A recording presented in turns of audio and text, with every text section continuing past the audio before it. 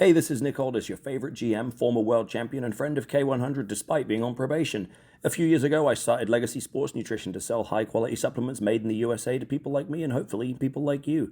Since we launched, code K100 is the most used promo code at LegacySups.com, which is a testament to the listeners of this show as intelligent people who care about their health and performance with bestsellers like Test X9 Testosterone Booster and our Recovery PM Sleep Aid. I use these products myself, and so does my wife, Hall of Famer Mickie James, as well as a bunch of your favorite wrestlers. Try our stuff now at LegacySups.com. That's LegacySupps.com, and use code K100 for 10% off and to support this podcast. To me, the more interesting storylines are on Raw. Right. You know, so you want to review Raw here? Got time, right? Yep. Okay, so Raw, they introduced Roman Reigns. So what do? Start off with Roman Reigns. Okay. Reigns told Dallas fans to acknowledge him. Bronson Reed comes out. They interrupt. Roman Reigns, Heyman said of Reed, Roman Reigns acknowledged the one man on the face of this planet that you fear in your heart. Heyman said Reigns had never been taken out on a stretcher during his wrestling or football career until Reed caused it. Then Reed took the mic from Heyman and said Roman's father and uncle both have 45 years in the business and were never stretchered out. Reed asked how they feel looking down and seeing Reigns get stretchered out. Reigns said Reed never knew his father or his uncle, but Heyman did. Reigns asked, he never knew his father and uncle, his uncle? Oh, Reigns said Reed never knew his father. His Right. uncle. Okay. Reigns asked Heyman what his father would say. Fight him now, Reigns said. So let's do this now.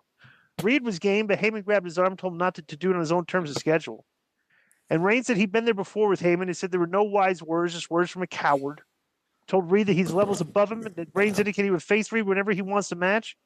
Then Heyman spoke with Reed before calling for Reigns versus Reed in an Australian street fight. Too easy, I accept, Reigns said. Heyman said goodnight to the crowd. Reigns said Reed and Heyman walked in like tough guys, yet were leaving. Then Reed headed to the ring and ended up clearing Reigns to the floor. Then Reed, this was another very well done pull apart brawl because Reigns would break away and hit a Superman punch, just very well done. And Reigns got the better of him in this brawl. Well, what did you think of this segment? Crowd loved it, by the way. Yeah, Paulie just does a masterful job of putting over the guy he's representing, whether it's Lesnar or CM Punk or whoever it is, right? And he did a great job here of saying, hey, this guy's never been in Georgia Tech. He never went out on a stretcher, in his professional career, right? Mm-hmm. Until Bronson Reed did it, Yep. And which makes Bronson Reed look like, vicious, You know what I'm saying? So he did a good job there of doing that. Yeah, it's not true. Paul lied. Paul lied to everybody. I think he's a liar. No, well, Strowman tweeted about it because Strowman sent him out on the stretcher. And he was like, oh, Strowman? yeah.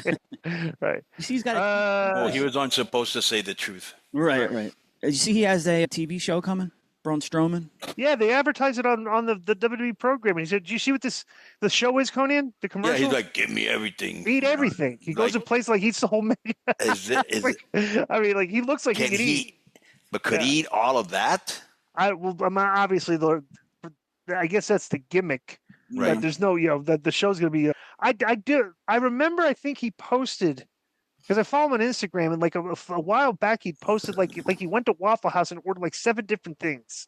Right. Like had like like an exorbitant amount of like food. So it's still listed as a WWE superstar, so I guess they still can. And actually, Triple H is one of the producers, so I guess he's still.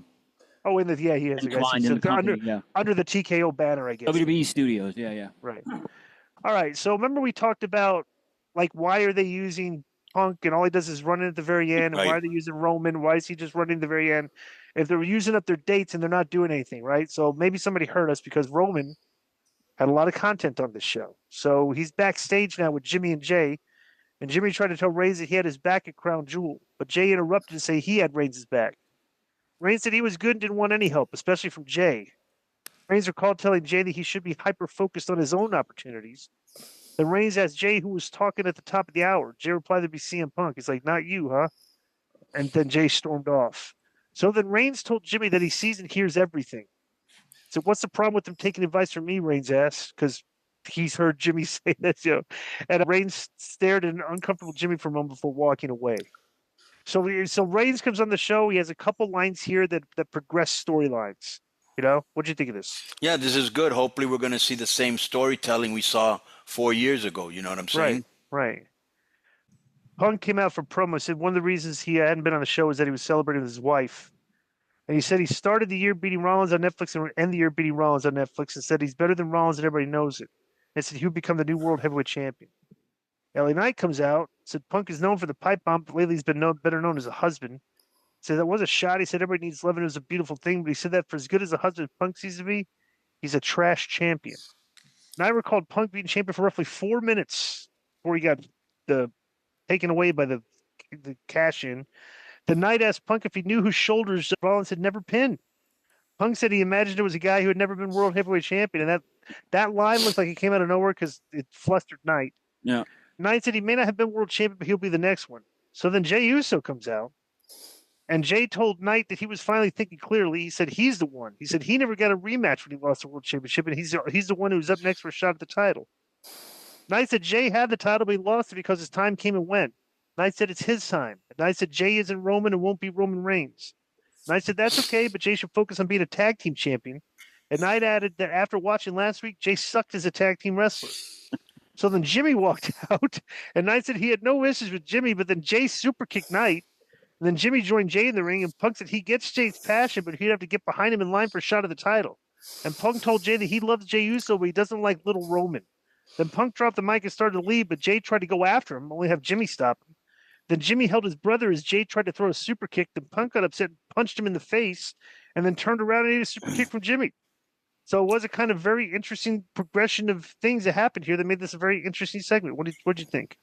Yeah, it's not the first time or even the second time I've seen LA Knight have problem with his verbiage. I like how... You have a problem with his verbiage? No. It's not the first or second time that I've seen LA Knight Get flustered?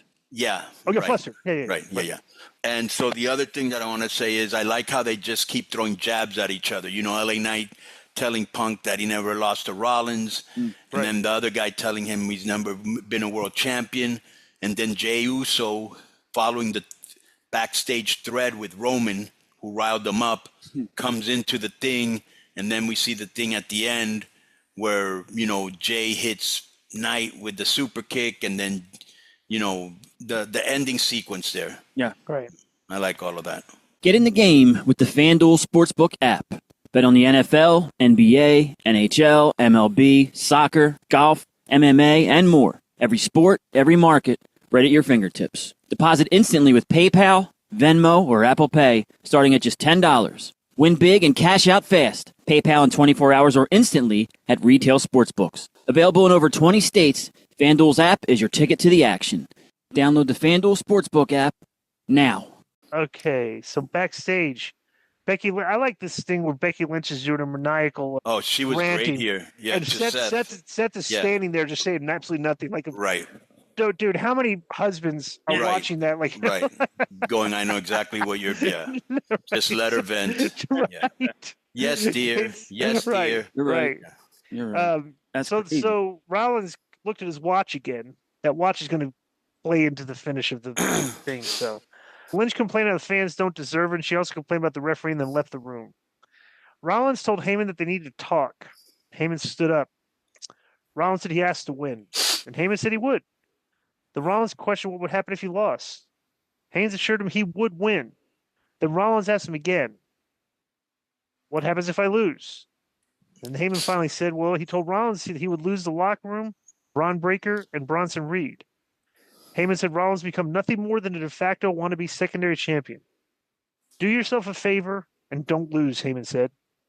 Then Heyman turned to walk away, but Rollins grabbed his arm. So Rollins said he noticed that Heyman left himself out of this equation. He then asked him what would happen if he lost. Then Heyman said he's Rollins' secret weapon. Rollins demanded to get a straight answer. Heyman said that if Rollins loses to Cody, he would have to ask himself why he picked Rollins and why he picked Rollins over Roman Reigns. Interesting. So they're progressive. They're putting a lot of nuggets here for storyline purposes. So yeah, they are. Very well done. Yeah, this is good. So then they go right backstage where Jey was grilling Jimmy about whose side he was on, while Roman just stood by. And Jimmy said he's on Jey's side as Jey left the room. And it says Jimmy and Roman there. And said Jimmy told Roman he sees what's happening. Jimmy said he's not like Reigns, and Jay is nothing like Reigns. Reigns said that when Jay won the world championship, he became more like him and less like Jimmy. He said, if you really want to help your brother, sometimes you just need to get out of his way. Then Roman left. So that was interesting. So, yeah, I don't know. They put a lot of nuggets here to make you interested on what's going to happen next, right? 100%. They've done a great job of that. That's what they need to do with these. But, bro, these backstage segments with these guys are the stories on this show, not going out and making a match out there, when some guy interrupts your promo. This is so much more interesting. So, but they finally did start doing this again when they had all these guys here at the show. I will say they did that. Every video, there's been maybe 3 videos so far, and including this one. Every video on Rhodes and Rollins has been excellent. Right. So backstage, they go backstage again. And Punk told LA Knight that neither of them wants a match. Oh, they're having a tag match, by the way, against the Usos. I told them that neither one of them wants a match because it doesn't get them closer to the title or Seth. The Knight agreed that he didn't want the match, but told Punk not to get pinned. Okay. So then they come out and they have the match, and the finishing sequence is Jay goes up for the Uso splash, but he dropped off the ropes to knock Knight off the apron. Then Punk hit Jay with the GTS and fell back in the corner. The Knight tagged himself in and stole the pin. So, and that was it. This show was really good, but boy, that finish was like, that didn't really do anything. Well, it's just leading you. Punk's going to come out and say, what was that, and then those guys can progress from there. I think it's good tonight, Yeah, but they're doing bro, we have too many. There's another thing where you got 2 guys that are feuding against each other that are teaming, and I don't know. It's I see. What'd you think of the show, Konnan? Well, let me just say one thing I didn't like about they had 6 really good workers in that Penta Judgment Day match. Mm-hmm. And, bro, they had 2 commercial breaks. It's just, I don't know. Yeah. So what was I going to say? I like what they did at the end because he tagged him in, he tagged Punk, and he took the pin, right? Right. So there's going to be more heat between them. Right. Yeah. I don't know. I thought this show was good. I just did not like the end, but they progressed some storylines that needed to be interjected with some interesting stuff. The Roman, Rollins, Punk, everything. The LA Knight. They invested a lot of time in all their A-list players that are on the show. Right. So that's why the show seems good. Right. So it's right. Isn't that funny? When you got a bunch of the A-listers on the show kind of is good because they cut promos and they do backstage segments and they're good performers. So Yo, what's up? I just want to thank you guys for watching this clip. Don't forget to hit the like button, leave a comment, and subscribe. And join our YouTube membership for hours and hours of exclusive, unedited, uncensored content. And being a member will help you get involved in our upcoming live streams. Thank you for your support. Thank you for riding with us. I know you got a lot of other podcast choices, be it wrestling or other ones. And thank you for picking us. Boom.